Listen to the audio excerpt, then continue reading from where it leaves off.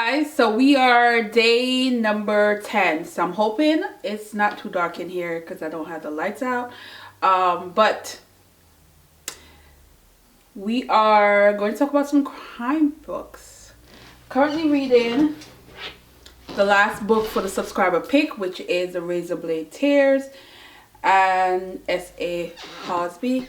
So not much in, I'm only 50 pages in. But I don't want to talk about it yet till I read some more. It is a murder mystery. Old stuff, new stuff kind of deal. So last night again, couldn't sleep. And I should have been tired because the amount of work I did to clean up this place, which I'm going to show you, you can get to see how the before and after. If you watch when I was doing the cleanup, you know how horrible in here was looking. But I did a whole lot yesterday, took up the thread. This is the one of the drawback about using my loft as my sewing area is because it's carpet. So it's harder to clean up because sometimes the vacuum will pick up the thread, but then you have to actually turn the vacuum upside down and remove all those thread from the spinner because it will clog it up. So but I have to clean often so I don't have too much. But yesterday, I mean the day before yesterday was just unbelievable how bad in here got. So last night I got to sleep and I told you I was gonna make the pajama. Where I got the fabric at the store and I took you guys with me. It was all they had left on the roll, and it was a little less than 4, so I wasn't able to do a full length pants. So hopefully, let's see, I'm using the pants section of the thing, guys, but you can see it cut off. So it's kind of like a Bermuda, I would say a Bermuda because it's right a little over my knee. So, but it's a pajama, so I'm not mad about it. What I do love is all the writing on this. So got the hardest part done. Which was the collar. So now I gotta just put in the buttons and the sleeve and hem the bottom, which I'll probably do later on tonight. For some reason, I have never been a night sewer. I've always loved sewing during the daytime because, you know, guys see better, my eyes and all of that. But for some reason, I am the 2 o'clock in the morning sewer. I don't know. But I'm appreciating this time off that I have so that I can actually, you know, do sewing. I mean, this is the 4th project, I believe. No, this is the 5th project, guys. No, what am I saying? The black dress, the yellow dress, the yellow top, the red, yeah, it's 5. The red dress, and then this one. So I'm on a roll. You know, day 10, and I'm cranking out outfit because once I get back to reality, once this vacation time is over, I'm lucky if I get 1 project per week. If you know, if I have the time. So I'm not mad about it at all. That, you know, I'm taking advantage of all this sewing project to do. I'm wearing a skirt that I made. I want to say this was last year. I don't think I made this year. And this is the first time I think I worked with knit, and I learned a lot. So that I'm going to do a video with tools and things that I've added to crafting this year. So look out for that. So let's go into in here and let's show you what I did so far to the closet. Yeah. All right, guys, so the loft was looking really bad, but let me show you what I was able to get out of the closet and how long it's probably going to take me to get through these bags, because I literally dumped another 4 bags of trash this morning. So I'm going to show you the bags that I have that I got to work on, and it's probably going to, like I said, it's going to take a while, but let me show you. So these are the bags. So as you can see, there's about 1, 2, 3, 4, 5, 6, 7. So all of these bags in the corner with the exception of this basket, this stays here. These are like my craft stuff that's in this basket. And then I got another basket. So these are the patterns that I am currently using. So the dress yesterday, that is the pattern that I used. So I'm keeping these here, and this trunk here has all the other patterns that I own. So it's a lot, but for now I gotta work on these. So I gotta get all this done and then get rid of all of this that's sitting here. So yeah, so you can see the carpet is looking better. I was able to clean up. Yeah, I was able to clean up, and so I feel good about that. So you can see the project I'm working on. Look at all the stuff on there. It's going this way, all the writing. I just think it's just going to be cute, you know, pajama situation.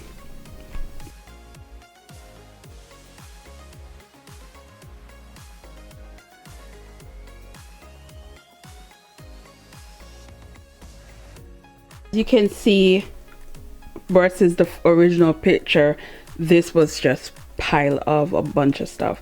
So what I did was here, let me put the camera on the tripod. So over here is all the projects. Remember I had a bag of all the pattern, the fabric I was using for the next project.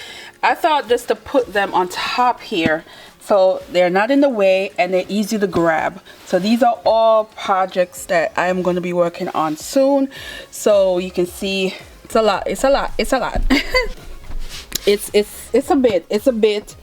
But again, it is organized. Now up here is I had a shelf here, and I had put too many heavy stuff and it popped. So I'm gonna have them replace and put the shelf back here and put, I mean, not gonna put anything heavy, so you know, so that don't happen again. But it's gonna put some stuff on top of here. So that walking room, like I didn't have none of that before. Like I'm just looking at the walking room. So this is where I'm putting the bin. So the bin is gonna stay here, which is, and this is the scraps that's in this black bag. This is fabric that I'm gonna take out and put on top of it because this is gonna be a next project. And then of course I have the rack with clothes on it.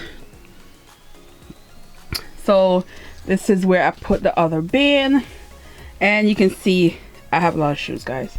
And I went through shoes and threw a lot out that was just, you know, ready to go. But I still got a lot of shoes, guys. A lot of shoes. It's just I can't let go of none of these. There's quite a few of these I've never worn, but now that I'm, you know, I'm making clothes, I'm gonna wear them, especially next summer.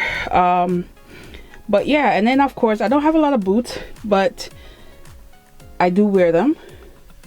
Don't have a lot of luxury.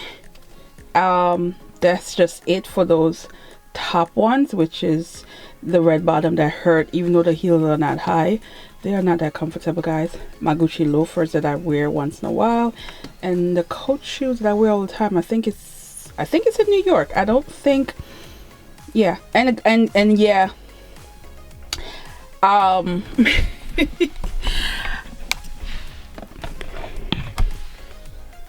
a shoes girl because this is not even all my shoes. I just realized I have a whole section of shoes at my parents' house because when I'm in New York and I go out, I don't necessarily pack everything I think I'm gonna wear. So I have shoes there. Also have shoes downstairs.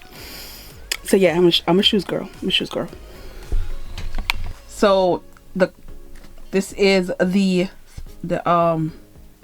storage unit that I build, and of course I have some clothes on there, but I have these cubbies, and let me show you what's in the cubbies. So in the cubbies I have all my glasses are in the cubby. So I have a lot of glasses, that is shades and eyeglasses. A lot of my eyeglasses, the frames are name brand, so in the future if I wanted to, you know, get something else like where's that glasses at? Shades, a lot of shades, multi shades in here. Multi shades in here. So if I wanted to just reuse the frames, you know, I keep them because again, this is like a Burberry one.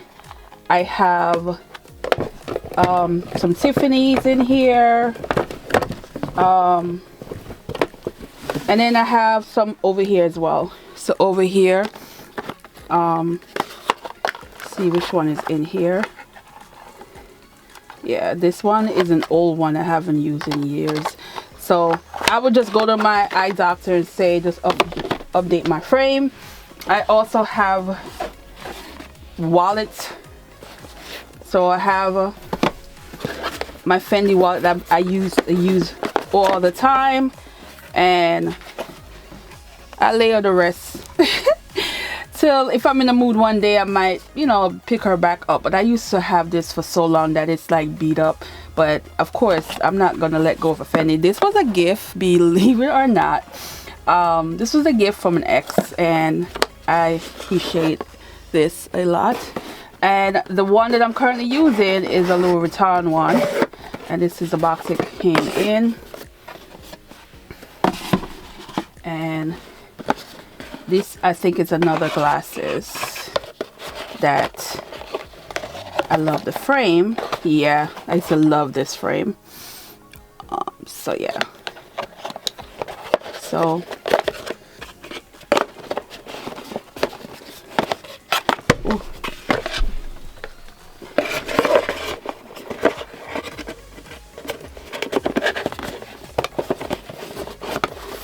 and I think this is a Tom Ford.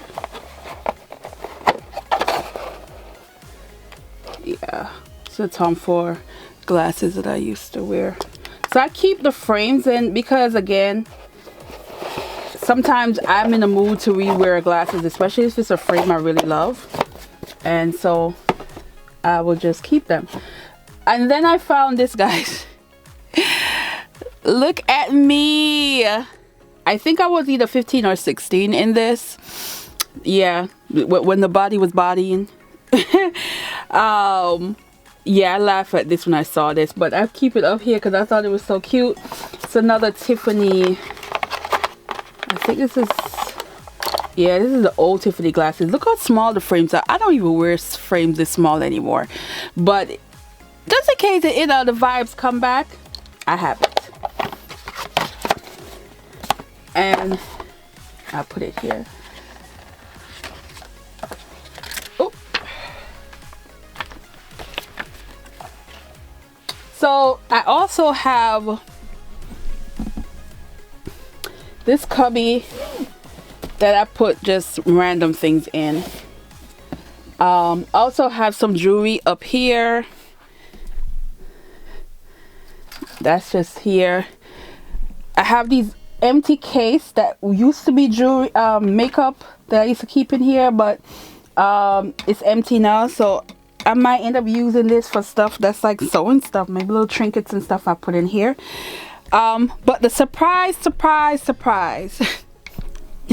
you know that song, surprise surprise, was this. I forgot what I was using this for, and it was sitting in here, and guys, I had jewelry, like all these beautiful costume jewelry that I could have been wearing. Look at all this. Ooh, look at all these jewelries, guys. I mean, I have, and also this brooch, because I love brooch, and I was wondering where some of my brooches were. Now I know, because sometimes I wear like an all black outfit, pop this brooch on. Yes. And of course, tons more in here. Yeah, now I know, because I barely come in here to really look and see what I have, but now I know. So this was like one of those, you know, perfume gift set, and I'm glad I kept it because it's so cute. And again, I put my jewelry in there. So yeah, and of course you guys already saw the rack of clothes. So I'll give you a closer look. So of course I have the rack of clothes. So eventually I'm gonna remove all the clothes that I didn't make and make this rack strictly for clothes that I've made. So I've made everything up to here. So up to here is me, everything else is not. So I figure, if I think about it, you know, and this is not even all that I made, because I do have clothes in the closet downstairs that I made that I wear, but for the most part this eventually will be a me make situation. So yeah. All right guys, so that's what I did to the closet. It is, like I said, not a show fancy whatever closet, but it works for me because it's used as a storage. So behind the shelf are suitcase, box of stuff that I still haven't completely sorted out, but it still give me a storage area and room to walk, because that was the biggest thing in here, where there was no room to walk in here. Like if I needed to get something in here, I was stepping on things. So proud of myself, all right guys.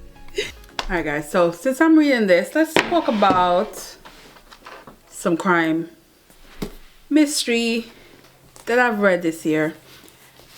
And lo and behold, I started off the year with that. So I was going through my reading journal to check on all the books that I really want to talk about, that not like a murder that happened, but it wasn't based on that.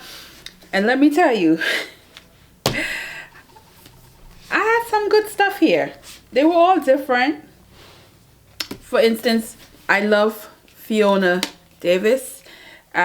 She writes historical fiction. Most of her historical fiction storyline are mystery, and they also are influenced by bits and pieces of history. So you kind of learn. So this is no different. She took characters, well, real life people, bits and pieces of their life, and then she kind of focused it by changing things and have her own scenario. So it's not quite like a real story, but the characters are oftentimes real life characters that she used in the book. This is a story about, you're following two women, two different eras. You were following the early 1900s and this 1960 something. So there's two different women, but it's covering a crime that happened, and you get to solve it. So in this one, you have the character who is on her own. Mother died during the, I think it was a Spanish flu that was happening. So she's on her own. She can't afford rent, and there was a proposition from her landlord and she wasn't having it. So she escaped from a bad situation and then jump into another frying pot by getting involved with a family, the Magnolia Palace, who the family is an art collector. While there, several things were happening. It was like, how do you even get in that home, that kind of deal. So that's all I'm going to give you, because I did do a review on this, so I will link all the reviews I do on some of these books. But the thing about this that got me is crimes that are done decades that get solved, and the people are old as dirt. Like, what real punishment are they really getting? And this is what you get with this, because when you find out who did it, the person's old as hell. It's almost like, let them be. Let them be. Because it was just, that was this. I never forget when I realized who the killer was. I was like,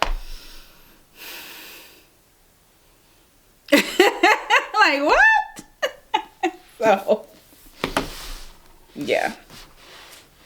All right, then I got into Walter Mosley. Now Walter Mosley, this is a series. I think it's 15 books in the series, guys. I am reading them all. This is book number 2. The Devil in the Blue Dress is the first one. Yeah, so this one is, you know, easy. Is getting caught up with some money. So if you read the first one, then you know certain things happen. So this one is like, he got money, there's property moving around, and the government's like, how? And then also some blackmailing going on in this. Love this. Still love my Mouse. Mouse is still is Don Cheadle to me. I will always look at Don Cheadle and say, yeah, you Mouse. So I'm looking forward to continue this. So this is probably in February. I will be reading the third one.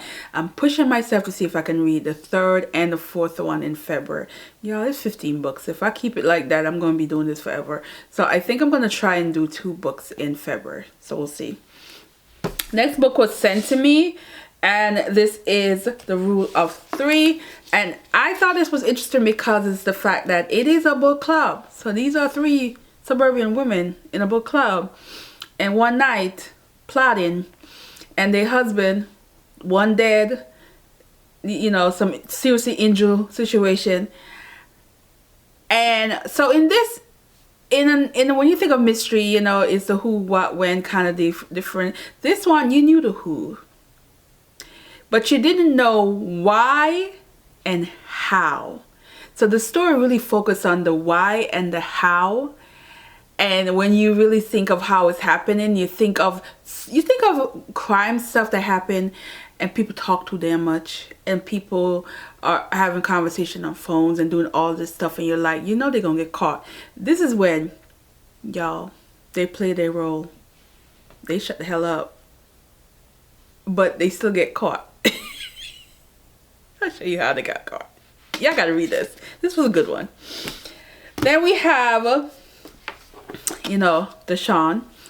We have Decent People. Now this one is, we're back in West Mill. This is a spin-off from West Mill is a town, and we have a character who just came back in town, and there was a murder of 3 family. And so this is like, who did it? So his fingers pointing on several people, and in this you're learning why fingers are pointing at these people and how they connected to the people who got killed. Basically, the people who got killed, they weren't nice people, but there was a lot of secrets and things that was happening with other people that may have, you know, been the one to do it. But you kind of, when you find out who did it, it makes sense. But at the same time, I didn't catch on at first. I really did not. So when the killer was revealed, I was like, what? I can't even say what I was gonna say because that would be a giveaway. But read this one. And then the last book that was sent to me, this is a proof copy. This one is another murder mystery. I was not expecting, I figured out who did it, but I was not expecting the twist that came with it. So it's like, oh yeah, that person did it for sure. I was like saying that over and over at some point, but then it was like, why, how, kind of didn't make no sense. But then when it did reveal, you're like, oh. So this is about a girl, her sister got killed, so she couldn't take it because of what was happening, and she left. She came back, how many years ago was it? It was some significant years. I think it was more than 10 years. I can't remember. And there's a copycat, so another crime happened in the exact same way as her sister. So everything's coming back to haunt her, but now she's obsessed with the situation. She wants to solve the crime.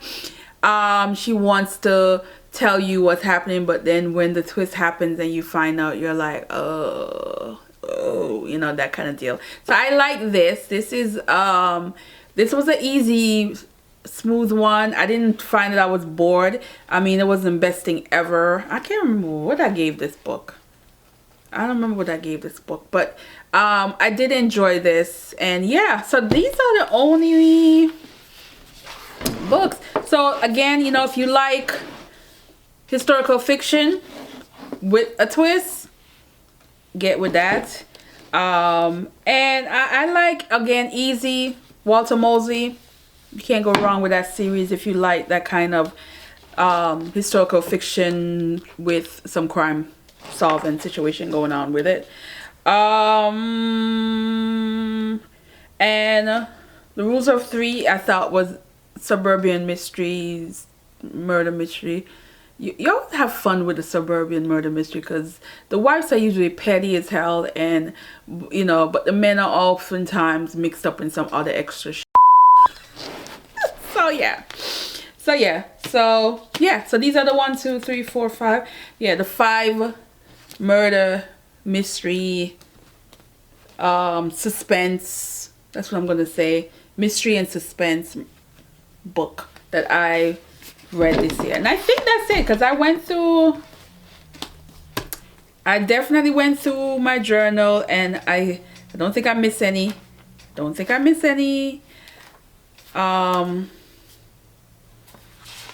Yeah, I don't think